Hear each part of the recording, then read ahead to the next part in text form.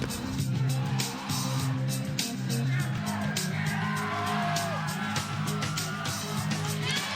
by Hayes. Now the ball pops loose, and Maple Grove's going to have it. Right out in front, they score.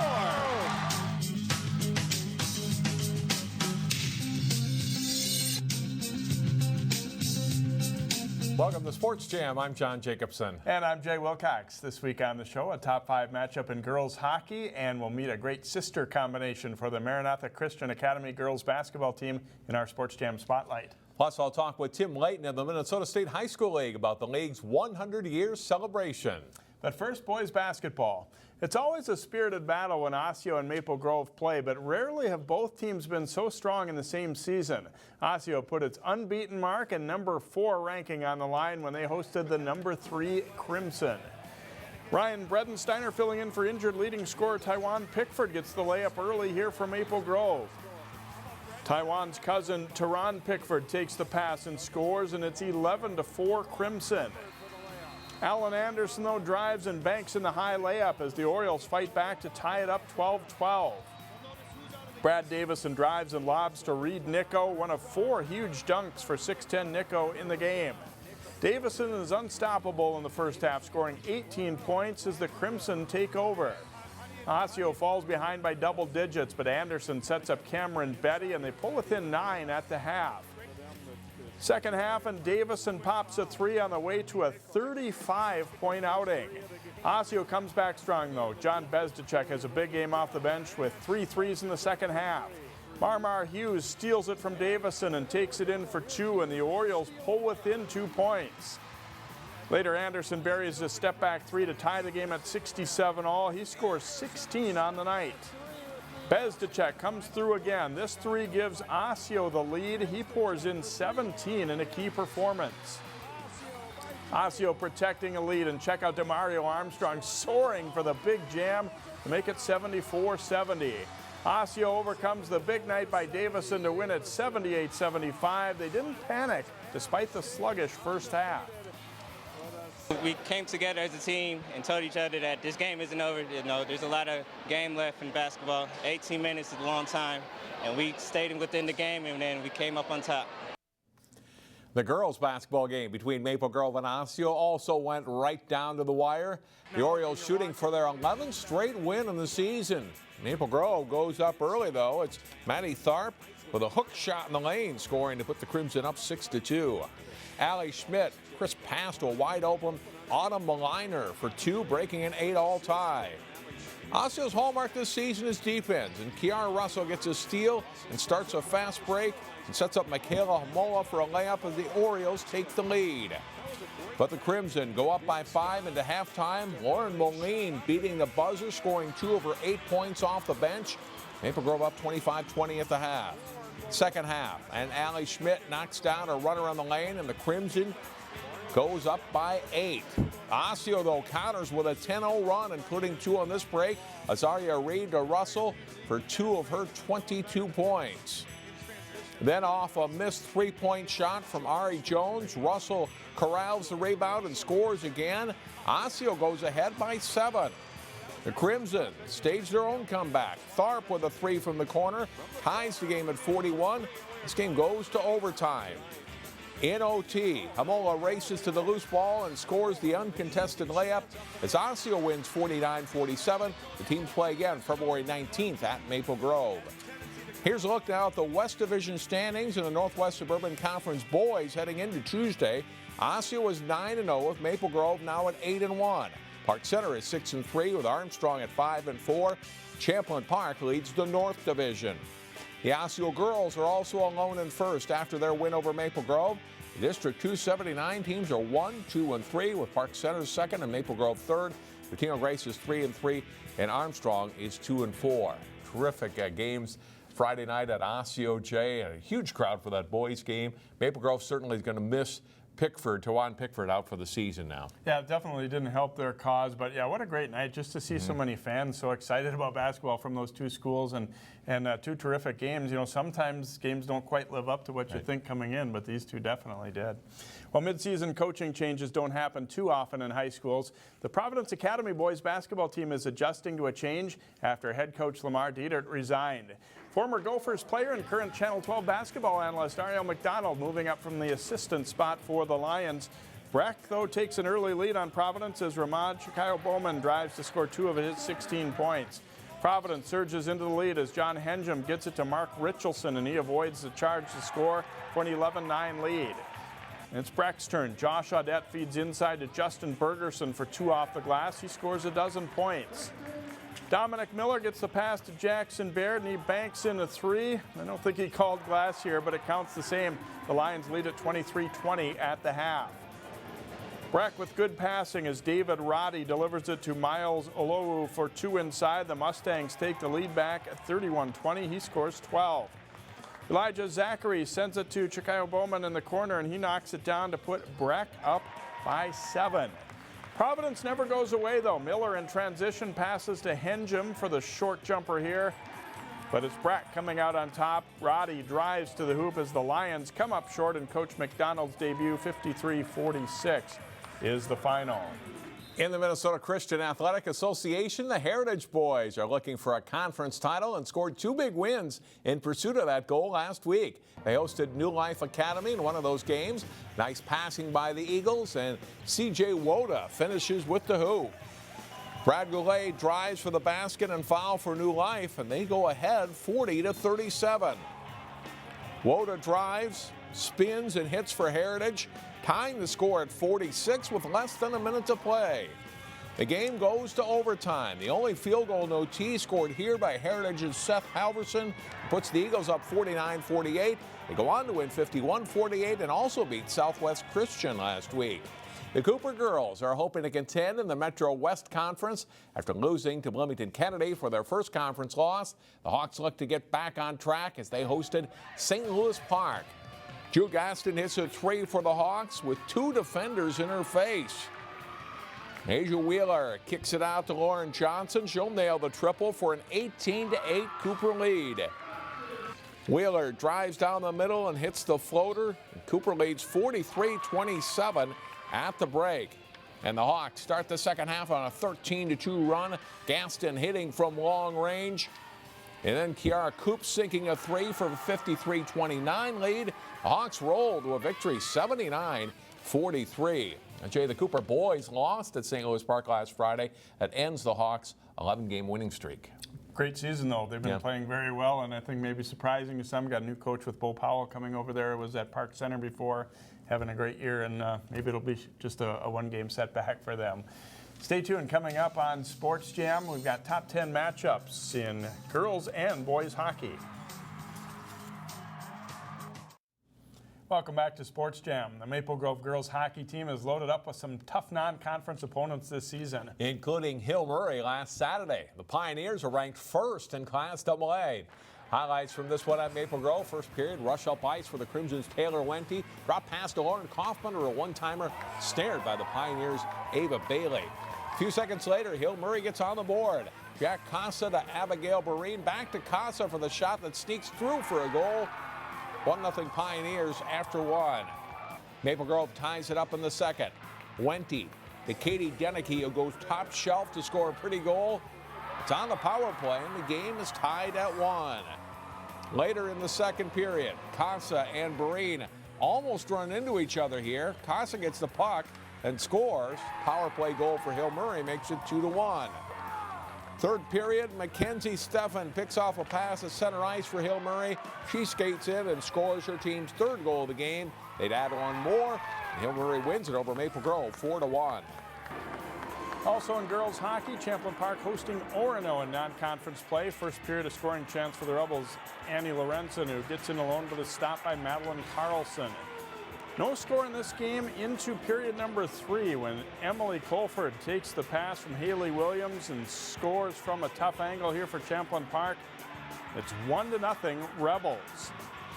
But the Spartans get a power play and they take advantage. Elizabeth Norton scores 4:14 into the third, and the game is even up at 1 apiece. And it stays that way until overtime. In OT, Norton skates out of her own zone with the puck and goes all the way to score the game-winning goal as Orono takes it 2-1. In boys hockey, Wayzata faced a couple of tough late conference opponents last week, including facing third-ranked Eden Prairie in the league opener for both teams. Wayzata strikes early. Amar Batra sends it out front. Tyler Stevens buries it. 1-0 Trojans less than 4 minutes in. 3 minutes later, they add to the lead. It comes to Hank Sorensen on the point, and he fires a wrist shot in, and Wayzata goes up 2-0. Eden Prairie looking to battle back, but Alex Schilling makes the pad save. The Eagles do get one late in the first to pull within 2-1. Tied at 2 in the second. Nikki Lieberman springs Casey Middlestead on a partial breakaway. He tucks it home to give Eden Prairie its first lead at 3-2. A hat trick for Middlestead in the game. Wayzata tries to battle back, but can't get any more past Eagles goalie Sean DeRocher. EP adds an empty netter late. Eagles skate to a 4-2 win. The Trojans did bounce back, and they beat Edina 3-1 Saturday. Osseo and Totino Grace played a one-goal game in their first boys hockey meeting this season, with Grace winning. They met for a second time on Grace's home ice at Brooklyn Park. Brian Johnson gets the pass. Fans on the first try, but buries the second. Totino Grace leads 1-0 after they play a strong first period. Early in the second, Max Otto emerges from the corner for Osseo and beats Drew Lodermeyer with a backhander to tie it up at 1-1. On a power play, Cam Fagerly fires and Hayden Lacey is there to put the rebound in as the Eagles grab the lead back. It's 2-1 Totino Grace after 2. In the third, Anthony Fetzik wins the draw and Max Johnson's quick shot finds the net, and Osseo ties it up. With just over a minute left, Lodermeyer robs Eric Lyons from point-blank range to keep it tied. It ends in a 2-2 draw as the Eagles stay ahead of Osseo in the conference race. After years of domination by Maple Grove over Park Center in gymnastics, things have tightened up considerably in the past few seasons. They met at Park Center last week. On the vault for Park Center, Haley Illy scores a meet best 9.35. On balance beam for Maple Grove, Nadia Abid sticks her dismount for a mark of 9.05. Maddie Clausen with a really good routine on bars for the Pirates, and she scores an 8.45. On bars for the Crimson, Sophia Thompson hits her dismount for an 8.6 score. Illy with a good routine on the beam for Park Center as well, scoring a 9.325. But Maple Grove wins the meet with a team score of 138.575 to 134.975 for Park Center. Good seasons for both of those teams. Yeah, it's good to see gymnastics kind of bouncing back at a few of the local schools. Some areas of the Twin Cities that's not necessarily been true. In our Sports Jam Spotlight coming up, meet Brooklyn Park's Jarnot sisters, who are leading the way for another strong girls basketball team at Maranatha Christian Academy.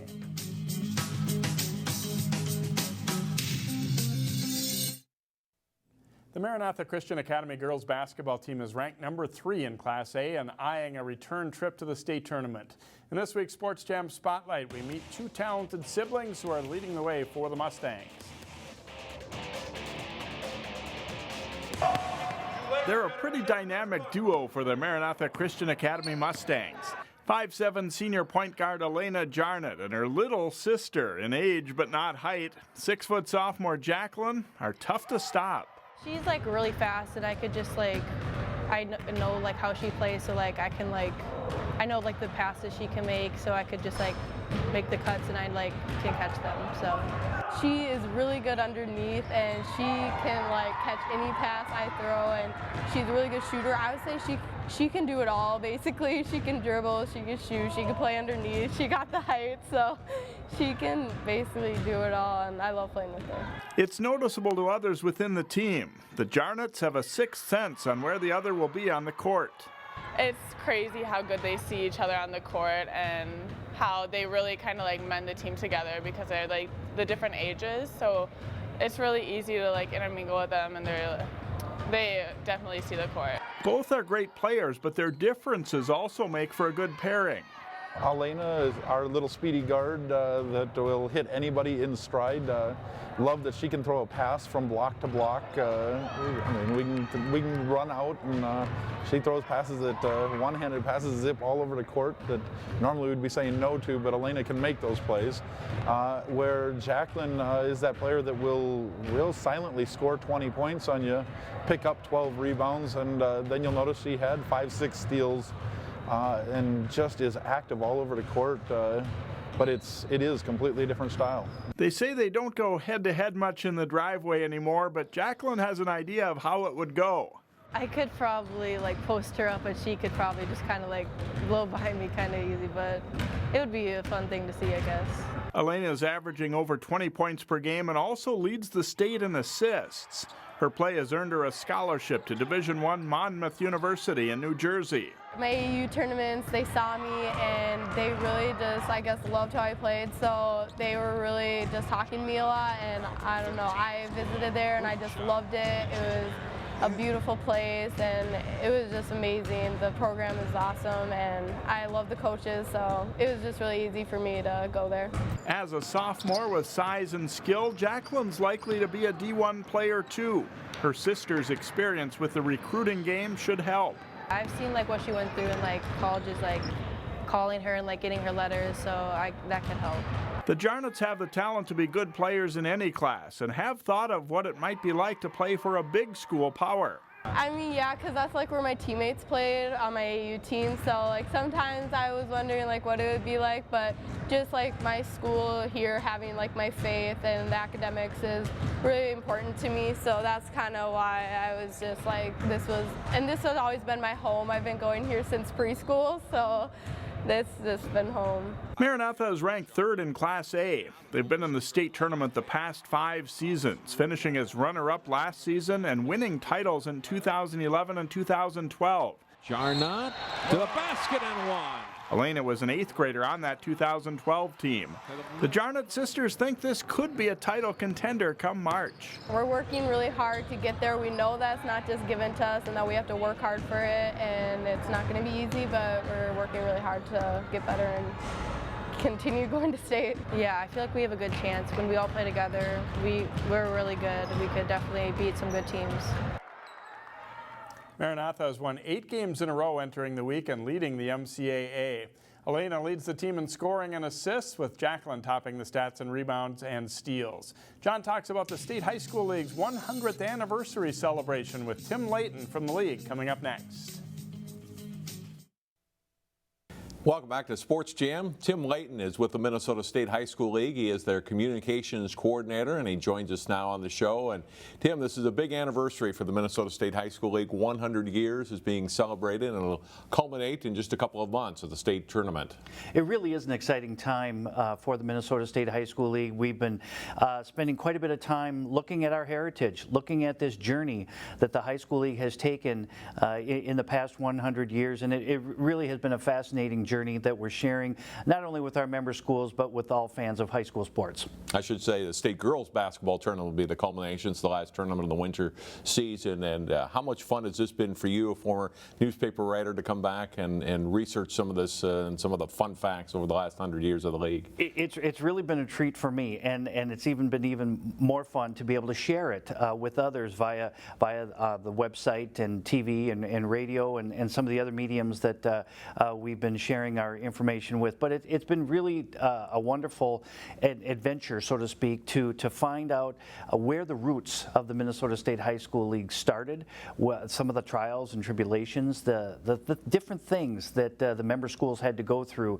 I'm really thankful for our forefathers, the early leaders and directors on the Board of Control in the Minnesota State High School League. They were meticulous at their record keeping, and each year they would produce a yearbook, and in that yearbook it had all sorts of information about the news of the day, things that were going on in the world at that time. It also included meeting minutes, so that's been a very valuable resource. Newspaper clippings and other historical books that folks have penned. I've been using those as well, just to get a feel, get a flavor of what things were like back in the day.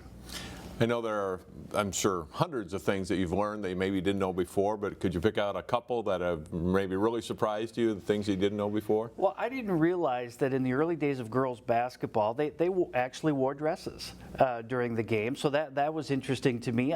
The Minnesota State High School League, while the first tournament in boys hockey was in 1945, it wasn't until 1946 that the Minnesota State High School League said, yeah, we're in. We'd love to sponsor this, because they saw the wild support from it.